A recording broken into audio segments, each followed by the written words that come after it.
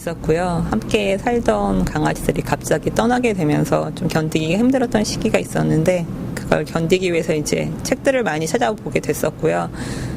외서를 많이 사서 봤는데 한국에는 없는 책이었고, 그 책을 통해서 저도 위안을 좀 받았고, 이런 책을 필요로 하는 독자들이 있을 거라는 생각이 들었었거든요. 그래서 대부분 이제 출판을 시작하시면서 어떤 장르의 책을 내겠다 이렇게 결정을 하시는데, 저 같은 경우는 출판을 결정을 하고 동물책을 내겠다 그렇다기보다 동물책을 위해서 종물책을 내야겠다 생각을 하다 보니 출판사를 해야겠구나 이렇게 시작을 하게 됐어요.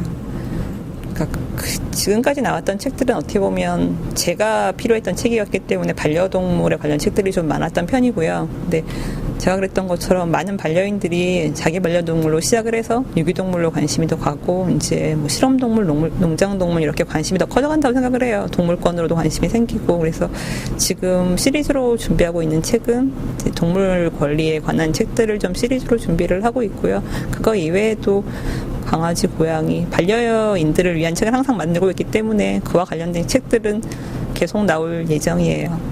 네, 이게 가족이고요. 얼마 전에도 가을 하늘을 봤는데 너무 달무리가 예뻐서 우리 뭐 강아지, 고양이랑 같이 보면 너무 좋겠다 이런 생각을 했을 정도로, 그러니까 어디 여행을 가서 좋은 데를 가도 가족이 보고 싶고 맛있는 거 먹으면 가족이랑 같이 먹고 싶고 이런 생각이 들잖아요. 근데 반려동물이랑 살다 보니 좋은 데 가면 애들이랑 같이 왔으면 좋았겠다 뭐 이런 생각 다 이렇게 너무 자연스럽게 그렇게 생각이 바뀌더라고요. 그러니까 그렇게 모든 걸 같이 좋은 거 같이 하고 싶은 가족, 그거 이외의 표현은 좀 어려운 것 같아요. 제가 반려인들 대상으로는 반려동물과 관련된 이야기를 가끔 나누고, 출판인들 대상으로는 출판 이야기를 좀 했는데요. 지금 다들 고양이 좋아하시는 분들 모시고 출판 이야기를 하려니까 지루하지 않을까 이런 생각을 좀 하고 있거든요. 네, 제가 하다가 분위기가 안 좋으면 빨리빨리 진행하도록 하겠습니다.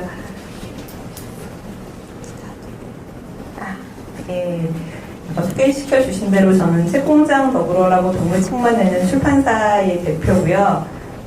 이 아이들은 출판사 도서관 고양이가 아니고 출판사 고양이랑 출판사 강아지입니다.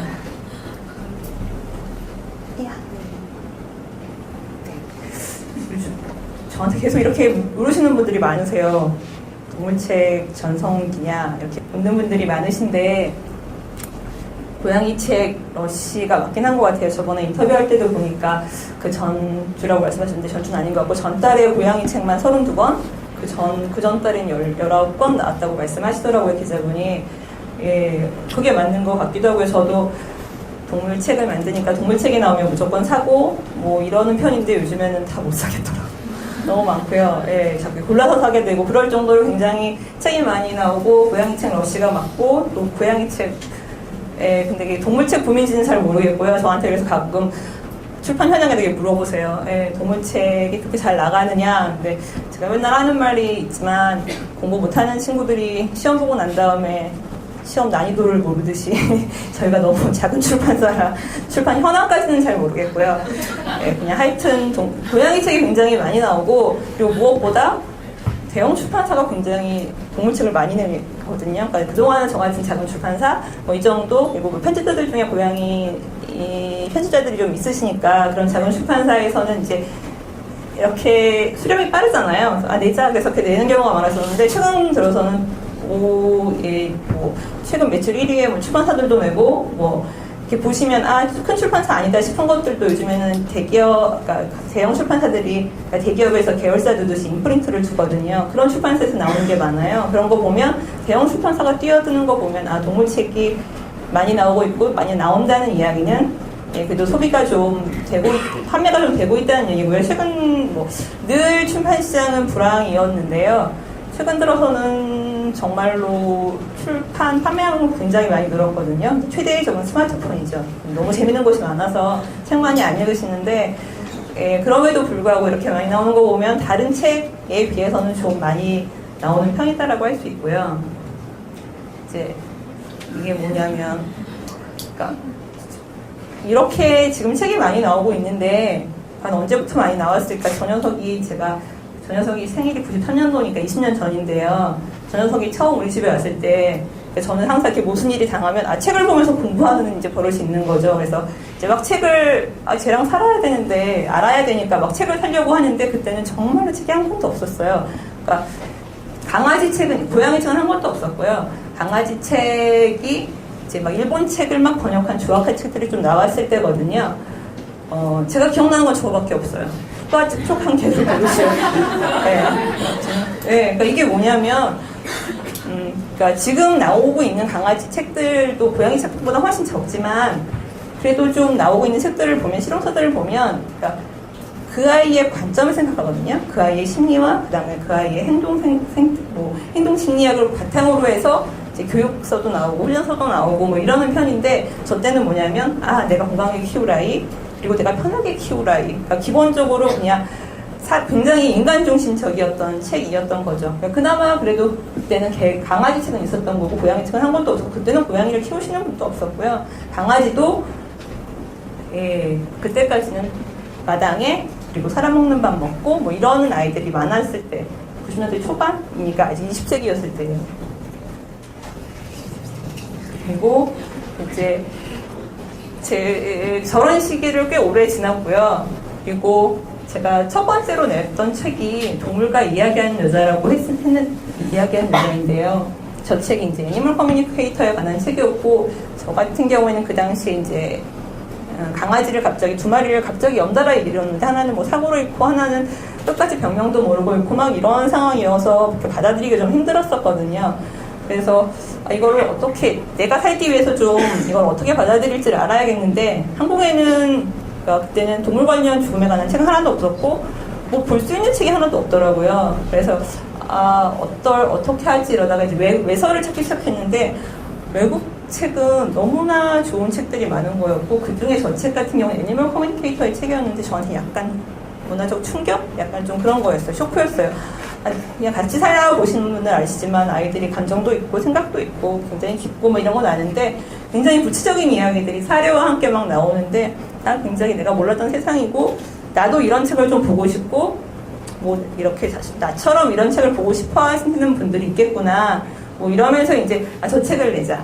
그러니까 출판사를 시작하면서 내가 동물책을 내자 이게 아니고 저 책과 함께 저런 책을 내고 싶어서 출판사 설립을 한 거였거든요. 그래서 이제 시작하게 된 거였는데, 저 때는 저 이후에 한 2년 정도 후에 동물농장에서 되게 유명한 애니멀 커뮤니케이터가 등장해서 이렇게 막 선풍을 일으켰죠. 그러니까 그 전에 잘 모를 때였어요. 애니멀 커뮤니케이터라는 말 자체가 없을 때였는데, 저 책에 내서 이제 출판하는 분들한테 이렇게 물어봤죠. 이 책 어떤 거 같아? 제목을 뭐로 할까?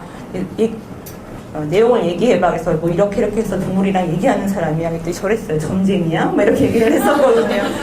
이제 저희 어머니도 궁금하시죠. 잘 다니는 회사를 그만두고 출판 일을 한다니까 궁금한데 첫 번째 책이 뭐냐? 그래서 뭐 이러이러해. 그랬더니 그 여자 용하네 이러시더라고요. 그럴 때였어요. 예, 그런 시절. 이게 저희 2006년도에 처음 나왔던 책이었거든요. 그러니까 이게 그때 반려동물을 키우시는 분들이 2002년도에 굉장히 많이 늘었거든요. 그때가 좀 지났을 시기였음에도 불구하고 분위기는 그랬었고요.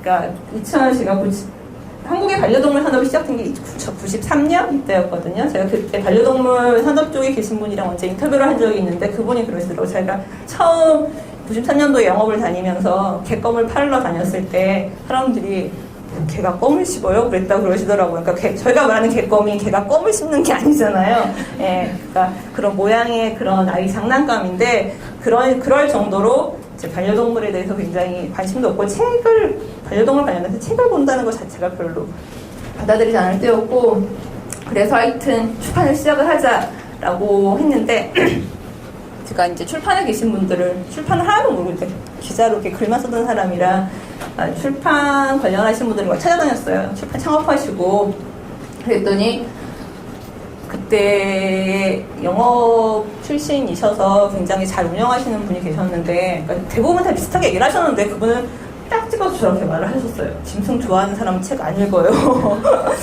네, 그렇게 말하셨거든요. 그러니까 그런 말도 안 되는 동물 책만 내는 출판사를 접어라 라는 얘기셨죠. 근데 저렇게 딴 분들도 다 비슷비슷하게 얘기를 하셨는데 저분은 딱 저렇게 말씀하셨어요.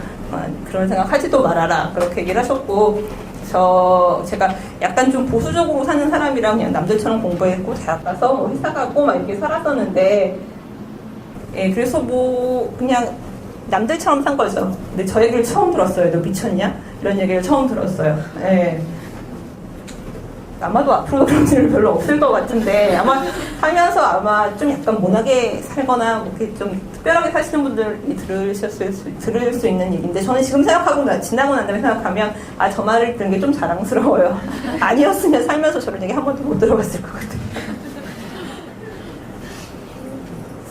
네, 의외로 근데 반려동물 관련해서는 책이 없었어요.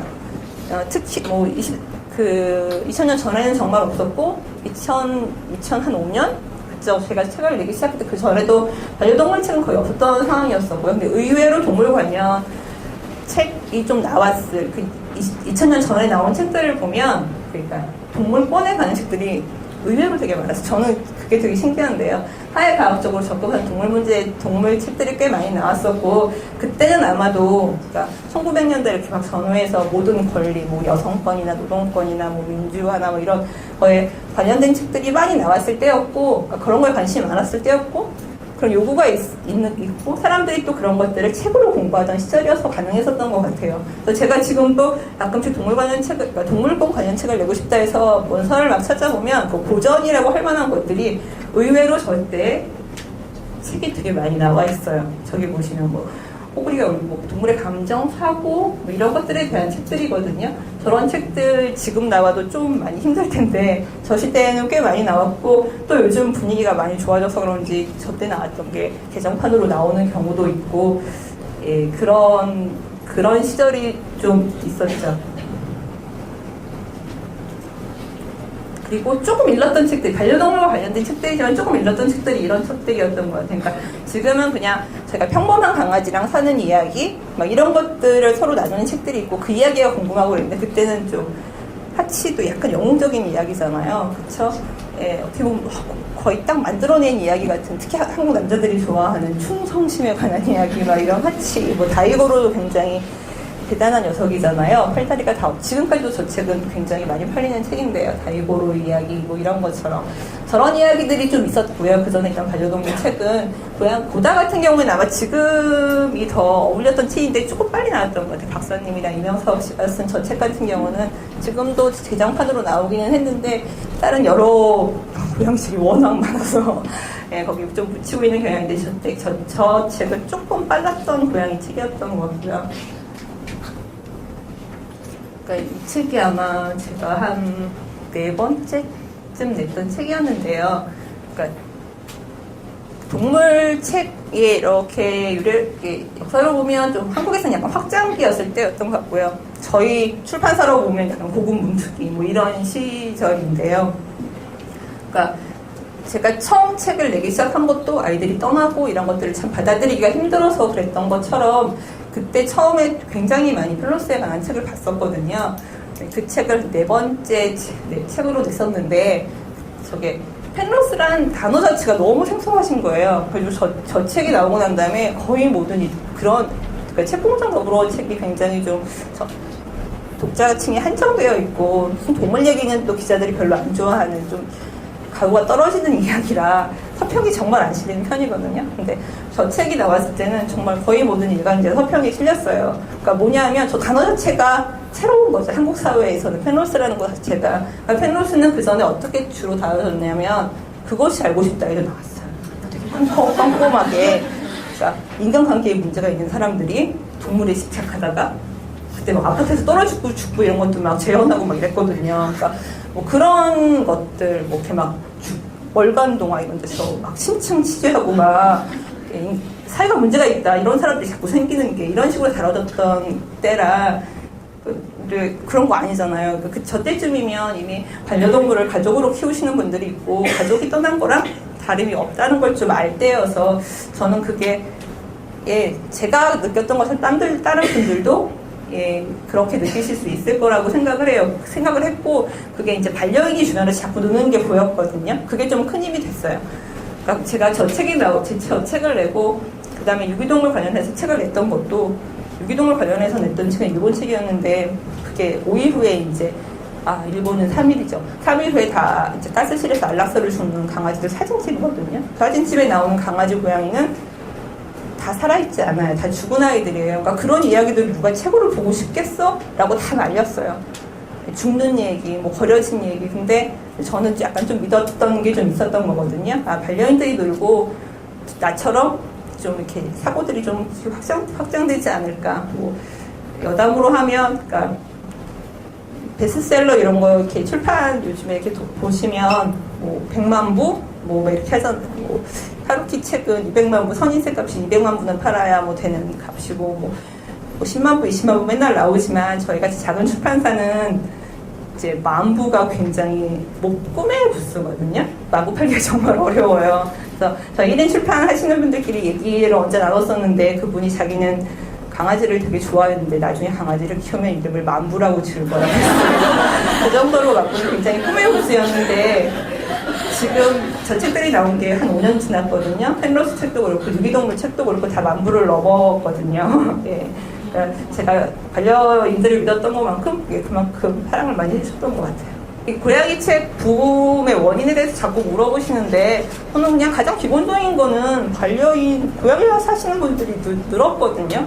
주변에도 보시면 아시겠지만 고양이랑 사시는 분도 늘고 캣맘도 굉장히 많이 늘었어요. 밥 주시는 캣맘도 늘고 그리고 당연하게 자기가 같이 살고 밥 주고 관심 갖는 것들에 그런 것들에 대한 책을 자꾸 사게 되는 건 당연한 것 같고요.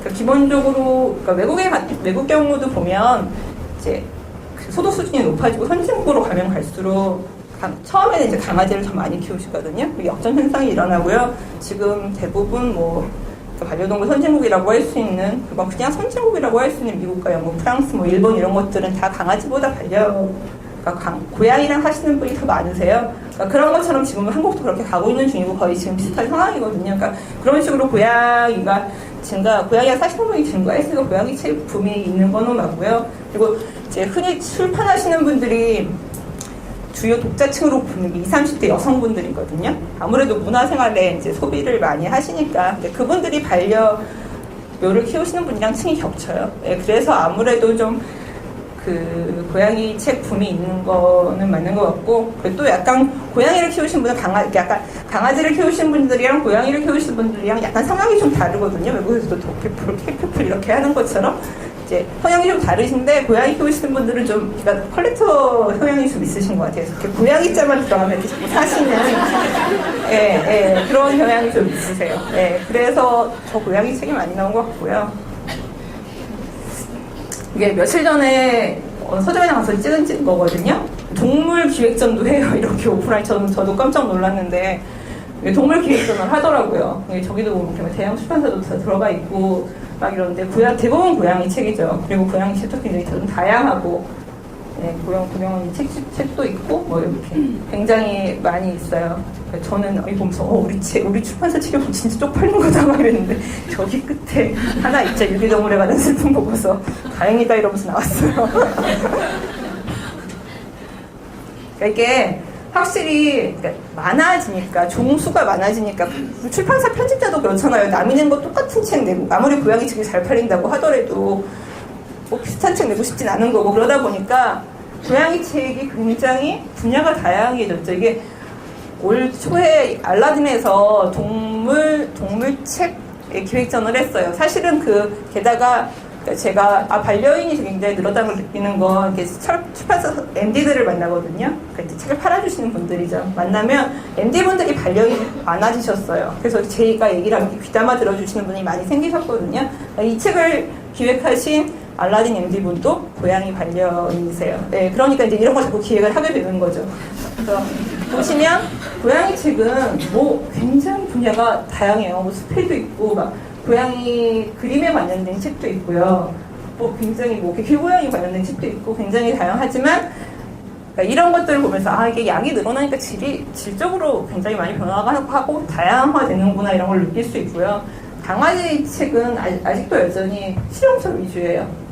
아직도 뭐 똑똑하게 키우기 뭐 이렇게 훈련시키고 교육시키고 밥 좀 만들어 먹이고 뭐 한 그 정도인 것 같고요. 이제 또 고양이 책들 같은 경우는 그러니까 정보 위주, 강아지 책처럼 정보 위주에서 공감하는 내용 위주로, 내가 느낀 걸 저 사람들도 같이 느끼는구나, 막 이런 것들 위주로 책들이 자꾸 바뀌고 있는 것 같아요. 그거 보면 출판이 대부분 그런 경향이 있거든요. 왜 예전에도 여행사 보면 가이드북 옛날에 많이 보셨죠. 내가 호주 가려고 그러면 막 호주 가이드 뭐 렛츠고 이런 거 사시고 막 이랬었을 텐데, 최근에 보면 그냥 갈마음 없어도 좋은 작가가 쓴 여행 책 보고 그러시잖아요. 예, 그런 식으로 이렇게 정보 위주에서 자꾸 공감하는 것 위주로 책들이 바뀌는데, 고양이 책은 지금 이렇게 나오는 책이 많아지면서 점점 그런 식으로 변화가 있는 것 같아요. 예, 아까 말씀드린 그런 동물권 책의 재등장이 저는 굉장히 반가운데요. 그러니까 예전에는 그게 나오긴 나왔어요. 분위기가, 사회적 분위기가 막 이런 권리 저런 권리 막 하니까 나오긴 나왔는데, 그게 이제 사회학적 접근이잖아요. 근데 제가 사회 문제에 관련된 책을 내보니까 반려동물 키우시는 분들은 사회 문제 별로 관심 없으시고요. 사회 문제에 관심 있는 분들은 동물 문제에 관심이 없어요. 약간 좀 이렇게 하찮게 여기시는 뭐 이런 게 있어서, 이제 아마 그래서 그때도 그 책들이 나왔다 다 1세밖에 못 찍고 다 절판이 됐었던 것 같은데, 최근에 다행히 새롭게 동물권 책들이 등장을 해요. 약간 좀 달라졌어요. 그러니까 예전에 나왔던 것들이 굉장히 고전이고 막 근본적인 걸, 윤리학적인 이야기를 하는 거에 비해서 지금은 분야도 되게 다양해졌고요. 되게 생활적으로 접근을 해요. 이렇게 먹는 얘기, 육식에 관한 이야기, 뭐 이런 식으로 농장동물 이야기들을 굉장히 많이 하죠. 보시면 굉장히 육식에 관한 이야기들이 많이 하는데, 그게 농장동물이 굉장히 일상적으로 학대를 받는 동물들이고, 이렇게 동물학대에서 빼놓을 수 없는 이야기들이라 자꾸 그 얘기들이 되는 것 같아요. 근데 동물권 책이 재등장은 굉장히 반가운데 여전히 좀 어렵기는 하죠. 저도 한 달 전에 냈는데 반응이 없어요. 제작비가 저는 저런 책을 내주는 출판사가 굉장히 감사한 게, 제가 내보니까 딱 알겠더라고요. 예, 제작비가 굉장히 많이 들어갔거든요. 번역비가 많고 막 이러니까. 그럼에도 불구하고 막 저런 출판사들이 계속 저런 동물보호 관련해서 책을 내주는 거잖아요. 굉장히 좀 감사하게 생각을 하는 편이죠. 아마도 동물권에 관련된 책들은 앞으로도 계속 나올 것 같아요. 지금처럼, 예전처럼 무겁지 않게 좀 가볍게 해서 나올 것 같고요. 네, 마지막으로 드리고 싶은 얘기는, 제가 올 봄 초에 냈던 책 중에 이제 후쿠시마에 남겨진 동물들이라는 책이 있는데, 거기 나오는 그러니까 사진집이거든요. 거기 나오는 사진 중에 하나예요. 후쿠시마에 이제 사건, 그러니까 2년 전에 사고가 난 그곳, 이제 반경 20km는 사람들은 다 피난령이 내려졌거든요. 거기에 이제 남겨진 동물들의 이야기인데, 고양이들 보면 고양이들 잘 티 안 나잖아요. 이렇게 많이 아프고 힘들고 이런 걸 잘 티가 안 나는 동물임에도 불구하고 굉장히 양상하게 많이 말랐고 허겁지겁 먹는 게 보이는데, 그러니까 제가 후쿠시마 사건이 딱 터졌을 때 그런 생각을 했거든요.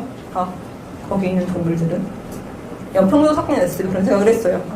남겨진 동물들이 있을 텐데, 이런 생각이 전 들었거든요. 근데 그걸 차마 이렇게 꺼내기가 좀 어려웠어요. 그러니까 사람들한테도 너무 비참했던 상황이라 이렇게 이 말로 꺼내는 것 자체가 약간 미안할 정도였거든요. 그런데 제가 저 책을 만나고 난 다음에 나처럼 생각하는 사람이 있구나라는 생각이 굉장히 좀 고마웠고, 저렇게 달려가서 저 아이한테 관심을 가져주고, 그래도 구조에서도 새로 입양을 보내주고 이제 그런 사람이 있다는 게 굉장히 감사했던 책이거든요. 그리고 저 책은 내면서도 약간 의무감? 그런 게 있었어요. 동물책 내는 사람으로서 이 책은 그냥 내야지라는 그런 마음이 있어서, 누가 이런 책을 보겠어라면서 냈지만 지금 한 6개월 정도 지났는데 꽤 사랑을 받고 있는 책이거든요. 그러니까 그게 굉장히 감사한데, 그러니까 제가 동물책을 만들면서 느낀 건, 아까 앞에 나왔던 동물권 책들도 그렇고 이런 책들도 그렇고, 좋은 독자가 있으면 좋은 책은 계속 나오거든요. 그러니까 동물책에 계속 뭐라고 해야 되나, 관심과 애정을 부탁드린다는 얘기 하고 싶습니다. 감사합니다.